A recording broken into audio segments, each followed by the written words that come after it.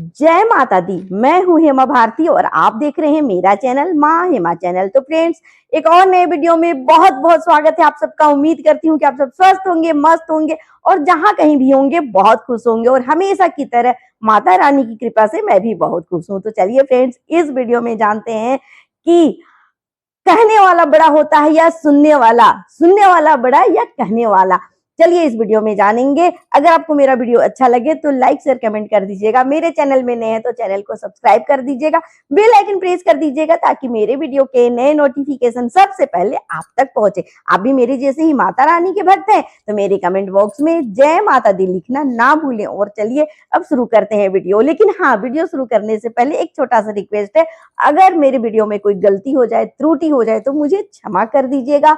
जो अच्छा लगे उसे पकड़ लीजिएगा, जो अच्छा ना लगे उसे छोड़ दीजिएगा। और चलिए अब शुरू करते हैं वीडियो और जानते हैं कि कहने वाला बड़ा या सुनने वाला।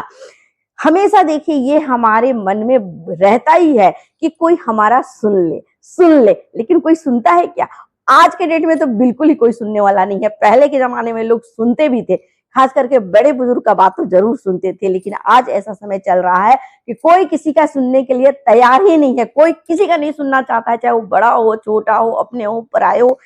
किसी का कोई कहना सुनना नहीं चाहता है।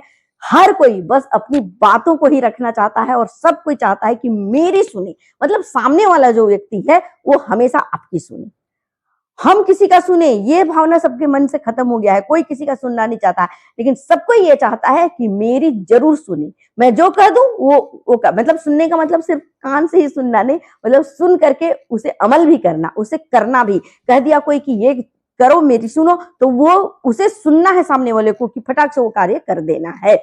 ये हर कोई चाहता है, चाहे वो ऑफिस हो, चाहे वो घर हो, ससुराल हो, मैके हो, बाहर हो, भीतर हो, कहीं भी, हर जगह यही बना हुआ है कि मैं जो कह दिया वो तुम्हें सुनना है।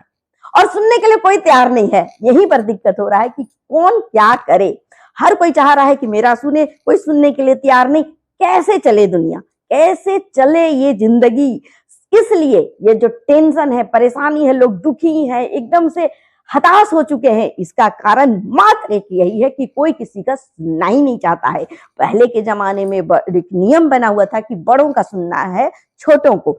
अब तो ना कोई छोटा रह गया है, ना कोई बड़ा रह गया है, सब बराबर हो गए हैं। क्या मम्मी और क्या बेटी, क्या पिता और क्या पुत्र, सब बराबर हो गए हैं। आजकल तो मतलब पुत्र ही अपने मतलब पिता का बाप बना हुआ है, वही सब कुछ सिखा देगा अपने पिता को। बेटी जो है अपनी माँ की बनी हुई है मम्मी, वही सब कुछ अपनी मम्मी को सिखाती है। जमाना ही ऐसा हो गया, इंटरनेट का जमाना हो गया, नेट चलाने ही नहीं आता है माता पिता को, और बुजुर्गों को तो बिल्कुल नहीं। अब बच्चे जो हैं सो वही सबके दादा दादी बन गए हैं, सबके नाना नानी बन गए हैं, परदादा परदादी बन गए हैं और सब कुछ सिखाते चल रहे हैं।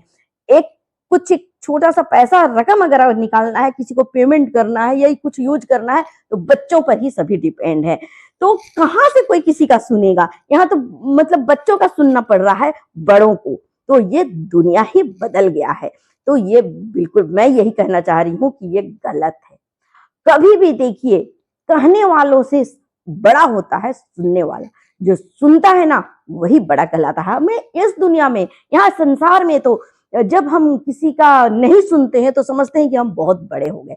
नहीं सुन करके हम अपने आप को बड़ा मानते हैं, और जो सुना दे रहा है ना वो बड़ा बन जा रहा है कि हम जैसे जैसे कह रहे हैं वो कह रहा है, या बैठा करके सबको सुना रहे हैं तो हम सबसे सर्वसरा हैं, हम बड़े हैं।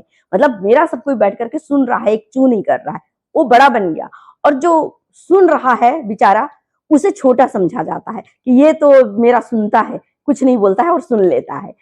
इस तरह से मतलब हमेशा कहने वाला हमेशा बड़ा बन जाता है सुनने वालों से। लेकिन ठीक विपरीत होता है इस दुनिया से अलग, संसार के दुनिया से अलग, उस दुनिया में जहां हमारे ईश्वर निवास करते हैं, हमारे भगवान होते हैं, हमारे परमात्मा होते हैं, आत्मा की जहां बातें होती है ना, वहां पर यही जो सुनाने वाला होता है ना, ये भगवान के नजर में हमेशा छोटा और बहुत ही छोटा होता है। और जो सुनने वाला होता है वो इतना बड़ा होता है ना कि उसे भगवान अपने से भी बड़ा मानते हैं, उसे परमात्मा का जगह दिया जाता है उस दुनिया में। समझ रहे हैं बात को ना? इस संसार में नहीं, संसार से एक अलग दुनिया जो है, जहां भगवान का दुनिया में कहा जाता है, जहां गोलोक धाम है, जहां बैकुंठ है, जहां स्वर्ग है, वहां पर जो सुनने वाला है उसे ही स्थान मिलता है, और जो सुनाने वाला है उसके लिए वहां कोई जगह नहीं है। सुनाने वाले को हमेशा छोटा ही माना जाता है भगवान के नजर में, क्योंकि जो सुनता है ना वो बहुत सहता है। सुनने वाला का मतलब है कि वो सह रहा है, वो सुन रहा है, किसी का बर्दाश्त कर रहा है, उसे अच्छा लगे या ना लगे, कोई जरूरी नहीं है कि जो कहा जा रहा है वो अच्छा लगे ही। जैसे कि अभी मैं वीडियो बनाती हूँ, बोलती रहती हूँ, कुछ बताती रहती हूँ, सबको पसंद आता है क्या? नहीं आता है। अगर पसंद आता तो अभी तो करोड़ों में मेरा वीडियो जो है वो चलते रहता, क्योंकि आबादी कितना है हमारे देश में ही तो है। तो लोग अगर सुनने वाले होते तो सुनेंगे बैठ करके, लेकिन सुनना किसी को पसंद नहीं है।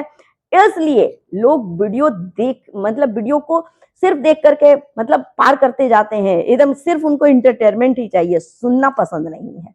लेकिन ये भूल जाते हैं कि अगर वो थोड़ा सा भी सुन लेंगे अगर किसी का ना, तो उनका जो ज्ञान, उनका बुद्धि, उनका विचार, उनका जगह, उनका सम्मान सब कुछ बढ़ेगा ही, कभी घटेगा नहीं। जो सुनने वाला होता है ना उसका हमेशा तरक्की ही होता है, वो बढ़ेगा ही बढ़ेगा, उसका वृद्धि बिल्कुल निश्चित है।